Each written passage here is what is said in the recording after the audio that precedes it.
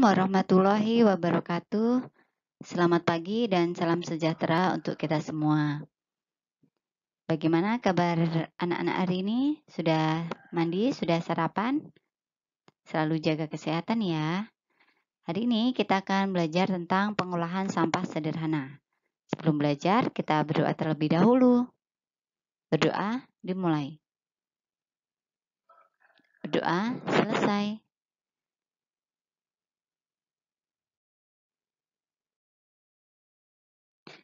Pada pembelajaran sebelumnya, kita sudah belajar tentang sumber-sumber sampah.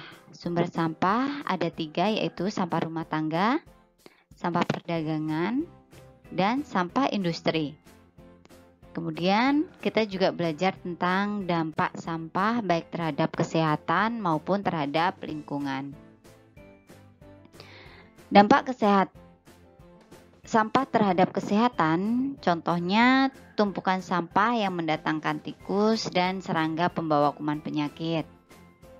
Kemudian, lalat yang hidup dan berkembang biak di tempat sampah dapat menjadi pembawa bakteri penyebab diare. Kemudian, nyamuk yang berkembang biak pada air yang tergenang membawa kuman penyebab malaria maupun demam berdarah.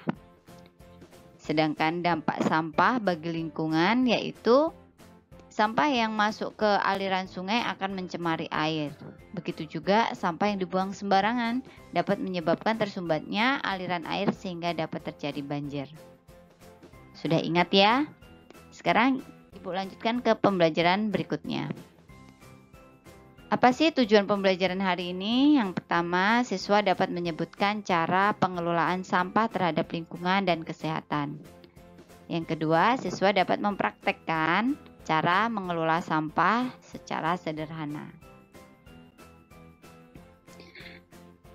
Pengolahan sampah secara sederhana dimulai dari sumbernya dengan prinsip 5M, yaitu memilah, mengurangi, menggunakan kembali, mendaur ulang, dan mengomposkan. Kita bahas satu persatu. Yang pertama, memilah. Sampah adalah memisahkan jenis sampah yang satu dengan yang lain. Sampah dibedakan menjadi 2, yaitu sampah organik dan anorganik. Sampah organik adalah sampah yang mudah diurai secara alami. Contohnya, sisa makanan, daun-daun kering, sayur-sayuran. Kemudian sampah anorganik yaitu sampah yang tidak mudah diurai secara alami. Contohnya ada botol, kaleng, styrofoam. Nah, kedua jenis sampah ini kita harus pisahkan saat membuangnya.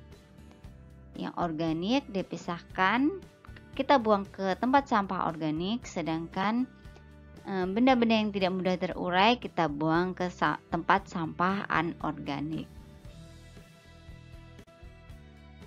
Yang kedua, mengurangi atau reduce. Mengurangi sampah adalah mengurangi segala sesuatu yang menyebabkan timbulnya sampah. Mengurangi sampah sebaiknya dimulai dari sumbernya dan menghemat pemakaian barang.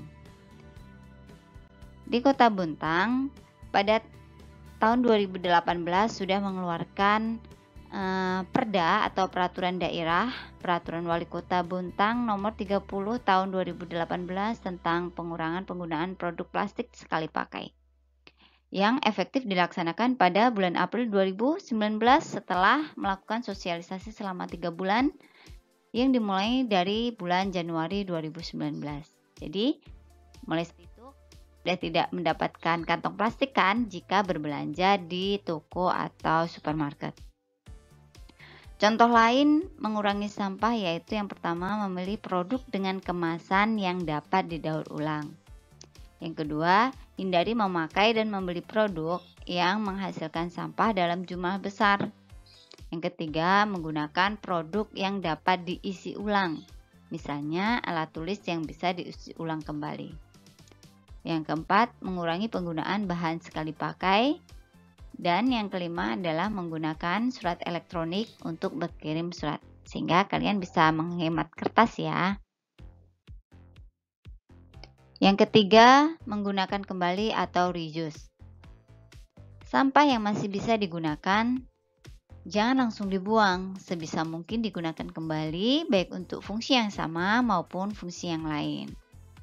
Contohnya, memilih wadah, kantong, atau benda yang dapat digunakan beberapa kali atau berulang-ulang. Misalkan, menggunakan sapu tangan daripada menggunakan tisu, menggunakan tas belanja dari kain daripada menggunakan kantong plastik. Yang kedua, menggunakan alat-alat penyimpan elektronik yang dapat dihapus dan ditulis kembali.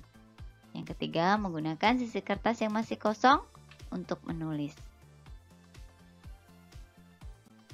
Langkah pengelolaan sampah yang keempat yaitu dengan cara mendaur ulang atau recycle. Mendaur ulang yaitu mengolah sampah menjadi produk baru. Contohnya, yang pertama membeli produk dan kemasan yang dapat didaur ulang dan mudah terurai. Yang kedua, mengolah sampah kertas menjadi kertas atau kartu balik. Yang ketiga, melakukan pengolahan sampah non-organik menjadi barang-barang yang bermanfaat dan bahkan memiliki nilai jual seperti contoh pada gambar-gambar berikut.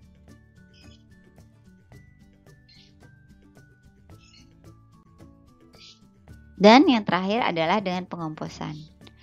Sampah basah atau organik, misalnya sisa makanan, daun-daun yang gugur dapat dibuat kompos dan digunakan sebagai penyubur tanaman atau penghijauan.